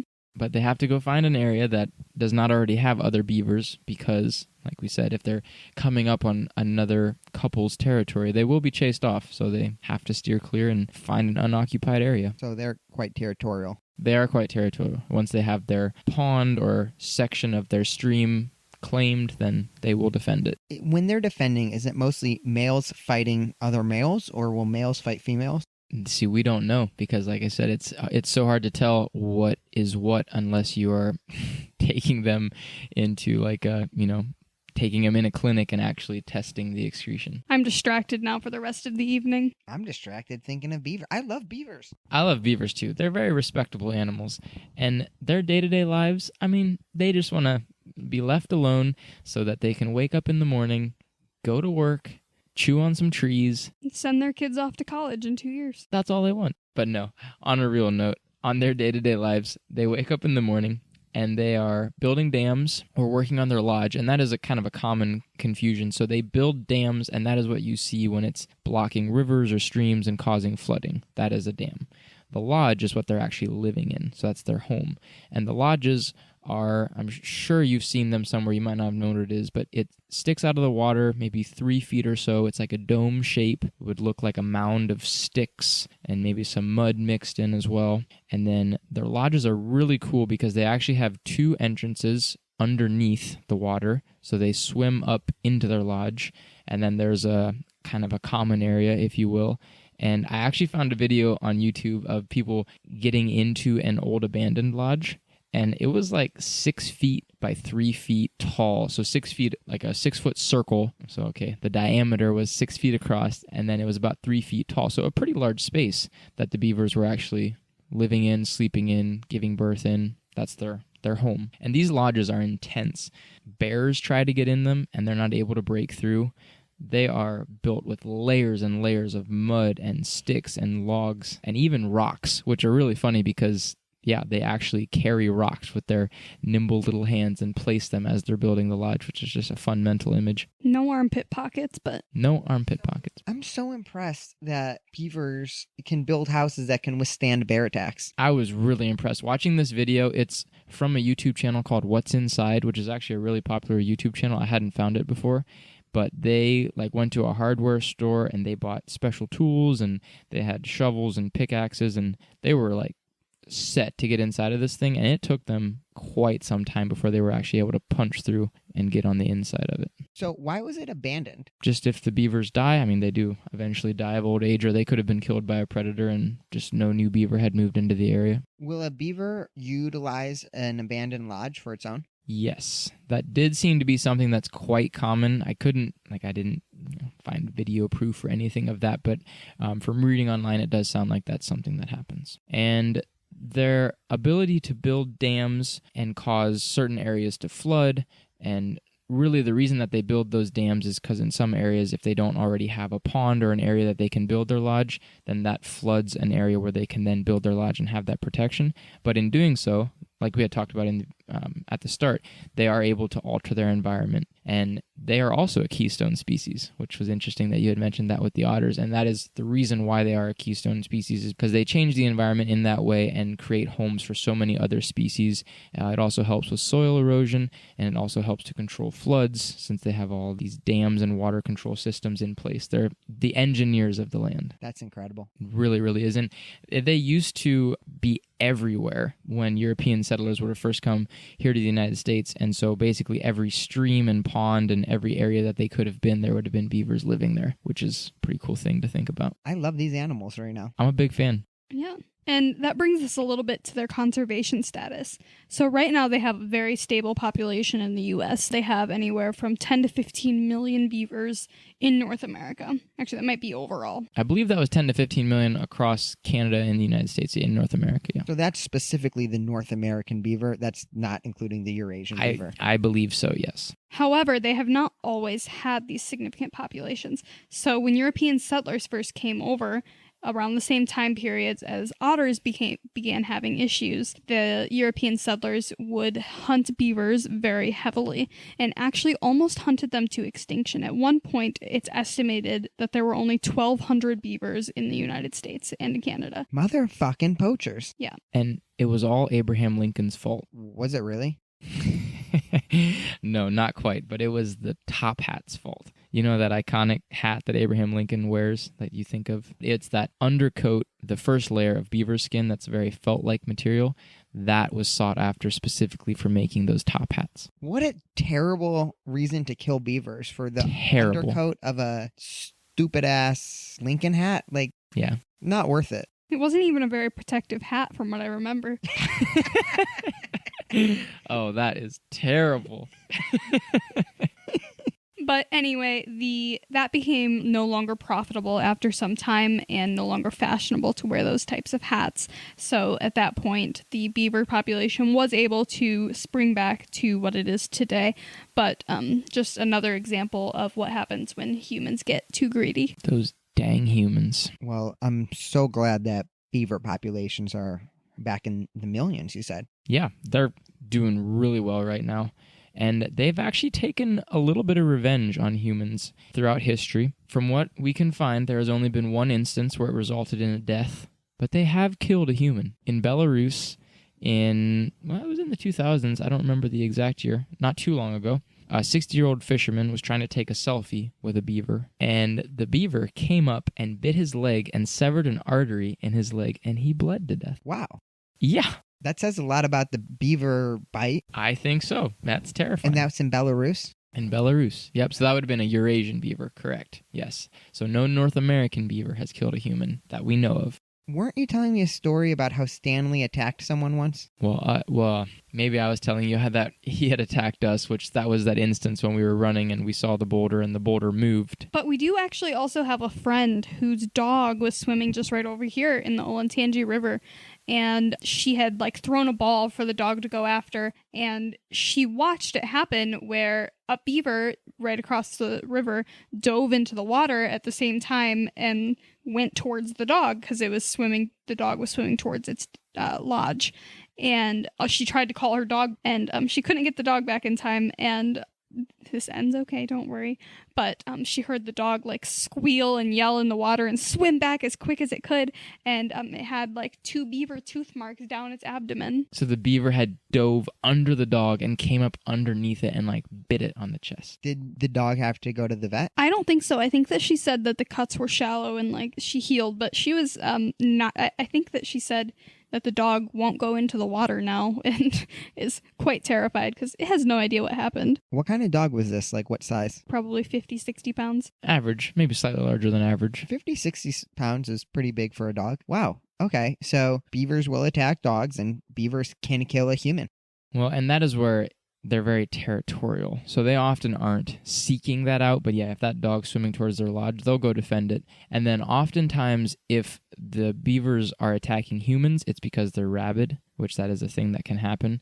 And there was one other story I had found, a 73-year-old here in Massachusetts. So this is a North American beaver, but the headline read, "Lucky to be alive," after his encounter with the beaver, which essentially, it sounded pretty terrible, but he was swimming in a pond and a beaver came up and attacked, and he suffered cuts and scratches, and he did have a severed tendon in his finger, but didn't seem to be anything too terrible. You know, what I'm curious about is when you're talking about these beaver bites at the very beginning with the iron teeth and they can bite through wood like it's nothing, I'm thinking, damn, this sounds extremely vicious and like scary. But outside of the one Belarusian, it doesn't seem like their bites are that bad. See, I think the thing of it, with their teeth being so long, I don't think that they can open their mouth very far. So, like when they're chewing on wood or they're taking a tree down, that's a very, like, the tree's not going anywhere. They can open their mouth as wide as they can and chomp down. But like if a human's moving, like I don't think they're able to take a quick bite out of a human. Like I think that's why you'd probably just get the scratches and cuts and things like that. Okay, so it's really about their bite jaw size? I would think. I mean, because it's when their mouths are like all the way open, there's not that much of a gap between those two big front teeth. So I don't think they can really like take a chunk out of you. That Belarusian, he might have been like standing still and the beaver was able to come up and get a good bite on his leg, but that seems to be the exception, not the norm. Yeah, and he was old too, so he probably wasn't moving that fast. Right. Yeah. So I don't know.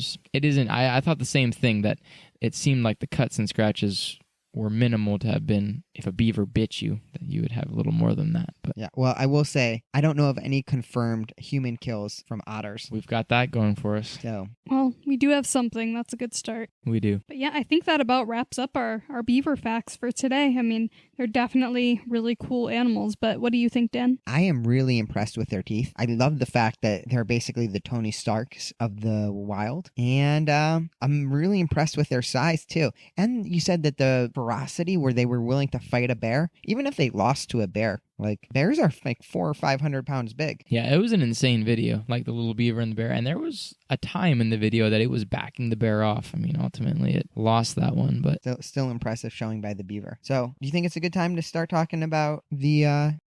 Yeah, I think so. yeah, I think mean, we already set our battle scene a little bit. We had said somewhere between the saltwater and freshwater where they both can live. so. Some big beaver built a lodge in the brackish water Yeah, so it sounds like if a North American beaver, they live out on the west. out on the west coast. Yep. Okay.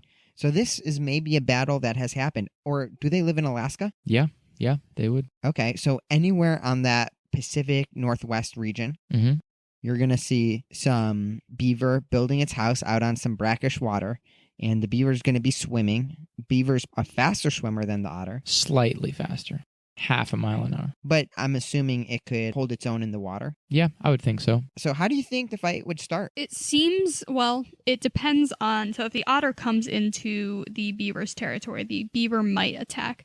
But in general, it seems like an otter is more likely to instigate a fight. Yeah, I think the otter has to come into the beaver's territory, and then the beaver would be coming out to meet the threat. I feel like, honestly, that they would both kind of see each other and both get territorial at the same time, and I think it would be a pretty even start, at least, to the battle. I think that they would be seeing each other inside of the water. Let's pretend that it's like on a clear day, and they might start going and attacking each other right in the water. Yeah, well, you said the sea otter is going to want to stay in the water, right? Yeah, because sea otters oftentimes won't go on land. And it sounds like that's totally fine with the beaver because, Yeah, the beaver would be fine to stay in the water. yeah, beavers are fast and more agile. So I think the first point is kind of being given to the beaver, actually. Yeah, but I am afraid it kind of runs out there because I think that ultimately in a fight, the otters are going to be more ferocious than a beaver. I mean, beavers are ferocious in defending their home, but otters are some of the creatures that otters are taking out. I mean, they have to be very Let's vicious. think about it, because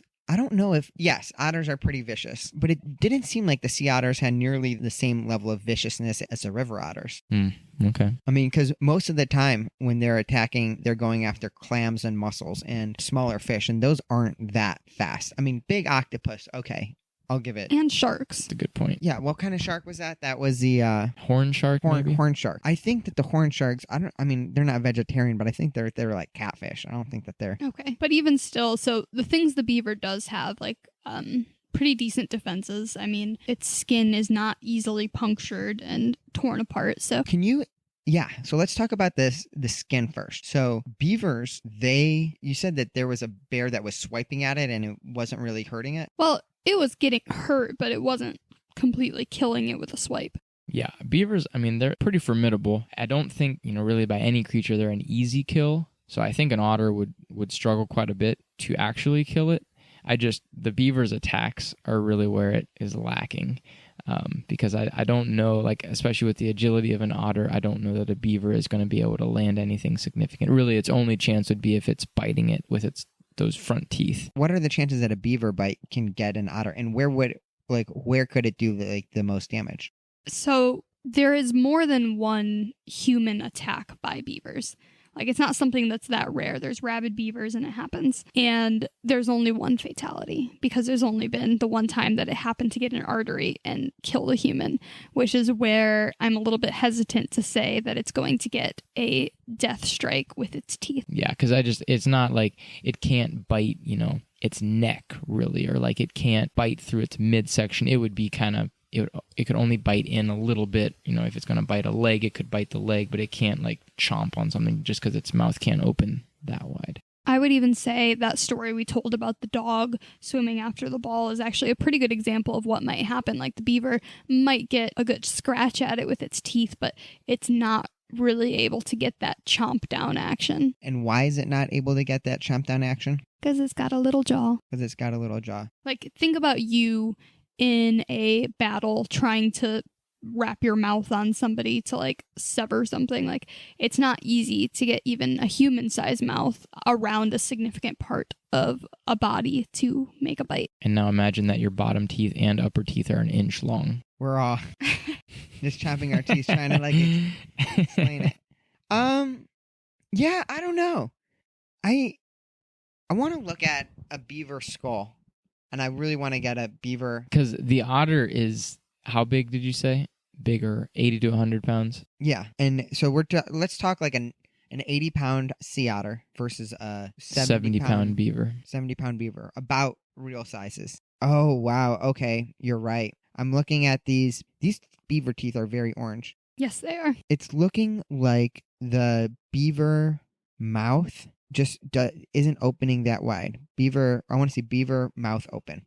It's amazing what you can find in Google. I just found the cutest picture of a beaver ever. Maybe it'll just win on cuteness. I think I found a good example here of what we're talking about. Like, this is a maxed out bite. Okay, so what we're seeing here, that one's pretty wide open, but I don't know if that's actually realistic. It seems like what a skull is able to do without any skin attached. That's what I think so too. And I think this is also like, it almost takes effort to open its mouth this wide. Like, this isn't like just a quick strike. Yeah, it looks like it's almost like an inch. It's overextended. Yeah. And in comparison, let's take a look at a sea otter skull. So you can see these things, they look like predator skulls. Yeah, they do. Yeah, and I'm going to feel like otters are going to have a pretty amount of ferociousness. I mean, sea otters, I really feel like are going to have the least amount of ferociousness, but those canines are pretty scary. They really are. They're going to be able to open their mouths wider. They're not going to have the same level of agility. Well, see, I think the agility factor might almost benefit them. Like, the beavers can move faster and they can move pretty well in the water, but they're not, like, they're a huskier animal than the sea otter is too. So I think sea otters would almost have the upper hand in actual agility. Yeah, sea otters can rotate like a weasel can very quickly. I mean, they are in the weasel family. Yeah, I think that it's a very brutal fight. I think it'd be a long fight. I think it would be like a kind of a bloody grind down fight because I think it would take some time for the otter to win, but I do think that the otter is going to be the winner here. So for the sake of argument, let's talk about we'll call it the bull case for the otter.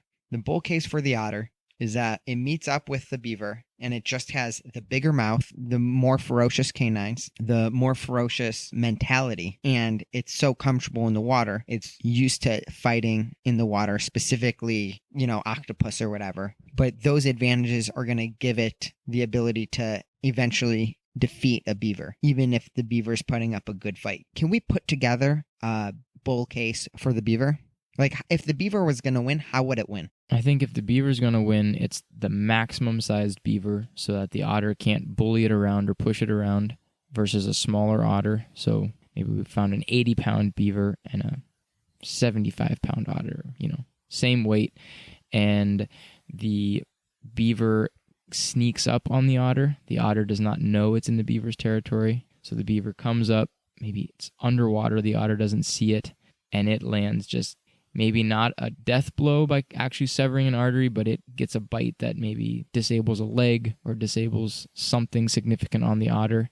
And then it's able to just follow that up with multiple bites since the otter's not able to maneuver as well. Yeah, like I'm thinking maybe the beaver can get a bite on the arm or the leg specifically. Yeah, and just put one of those out of commission. So I think if a beaver has a chance to do that, it has the bite to do it. I just don't think if the otter is aware of the beaver being there, I think the otter moves too well. I don't think the beaver moves well enough to actually get a significant strike on it. And do you think that the otter rock would do anything? Do they use it to strike any of their food or anything like that? Well, they strike their food on the rock, yeah. Yeah, but is there ever an instance where they're holding the rock striking something? Not that I've seen. Maybe, but it would be more of a one-off. You talked a little bit about the beavers having the ability to grab onto stuff with their dexterous fingers. Would they be able to grab onto an otter? I mean, they'd probably be able to get a hand in its fur or something. But like to control it, you mean, or? Yeah, to control it.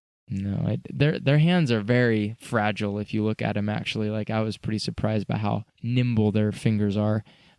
So I mean, they're strong enough that they can scratch and dig, but like to actually like grab something and hold it, I don't think they would have the strength for that. Yeah, and I'm thinking because the otters have the special paws that have the really good grips, and they're used to wrestling around as young. The otters, for me, it's interesting. When you started talking about the beaver teeth, beavers being like Tony Stark, I really thought the beavers were going to take it. When we're talking about this battle actually going in with the full amounts of information, I think I am giving it to the otter based on teeth and overall ferocity. See, I would have to agree. I think that ultimately the beaver does have decent armor, but it just doesn't really have a great way to land a death blow on an otter. I will give one more bull case for the beaver, though. I think sometimes, every once in a while, sea otters will go on land. If the sea otter goes on land, based on the description you gave with the beaver and the bear, I feel like the beaver might take it. Yes, I agree that on land, I would think that the beaver has a much better chance. Yeah, I think I agree with that too. Okay. But that would probably not happen. Doesn't sound like it from the... It doesn't seem that an otter would be willing to get in an altercation on land above anything else. Especially when the beaver feels so comfortable in the water. The beaver feels like it's its home too. And I will say that you can actually find some videos, and I don't know if these are specifically sea otters, but on YouTube you can find videos of this encounter actually happening. And it is kind of what we're talking about, that the otters are initiating, and then the beavers are holding their ground and usually chasing the otters off, or they're not actually fighting to the death. But it is interesting to theorize what would happen if that did occur. Yeah. So are you guys ready to vote? It sounds unanimous, but we can make it official here. Yeah, I'm ready. I think that I'm for the otter, so. I think I'm for the otter too. I think I'm for the otter 3. There's just no otter option. Oh, I love those puns. But I am still a big fan of the beaver, and it was really interesting to learn about them. So that was a fun experience. Mad respect, Stanley. Mad respect. This one's for you, Stan.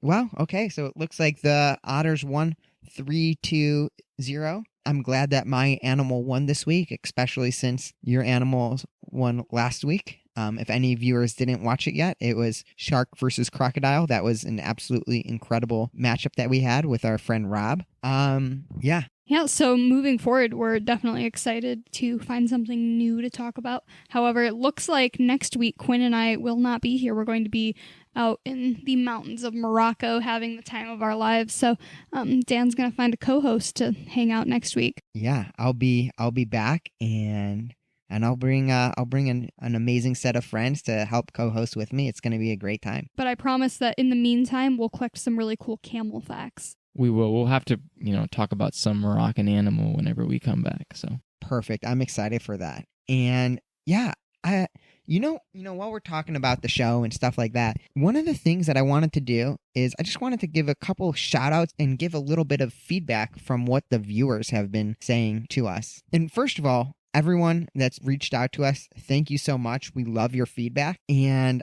do you want to guess what feedback I got the most this week? I don't even know where to begin. What was it? So everyone was really upset about, I wouldn't say upset, but they were very spirited about our Razorback versus Silverback episode where we figured out who would win in between a Razorback hog and a Silverback gorilla. And for anyone that hasn't watched the show yet, or for anyone that hasn't listened to the show yet, spoiler alert, I'm about to give it up here, but we said that the Razorback hog would win. And I had 4 people come up to me and say, hey, that's absolutely wrong. We listened to the full episode and a silverback would definitely beat a hog. So Alec, Zach, Steven, Lorenzo, we hear you.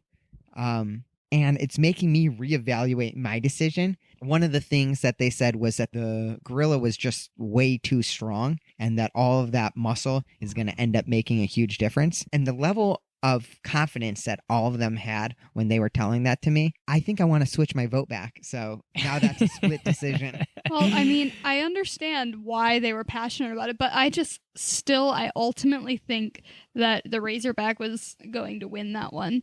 I could see if people had more fights about last week's with the saltwater crocodile and the great white shark, but I still feel pretty set on the Razorback.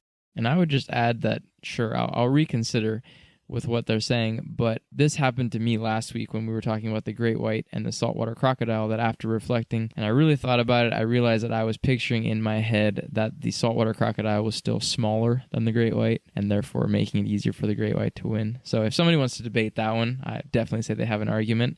I don't think the silverback versus the hog is the one to debate, though, because the razorback is as big as the silverback. So I think that might be bigger even than the silverback. So that's, I think, one thing that's probably getting a little twisted in the mind is like, yes, this is a massive gorilla and it has a lot of muscle, but the razorback is huge too. And so that muscle is basically hitting a brick wall. I mean, I think that has a lot to do with it. That's a really good point. Yeah. On the drive home after the saltwater crocodile versus great white shark, I told Quinn why I was questioning it, because I was like, listen, like, I feel like you're picturing it wrong. Like, these crocodiles are massive.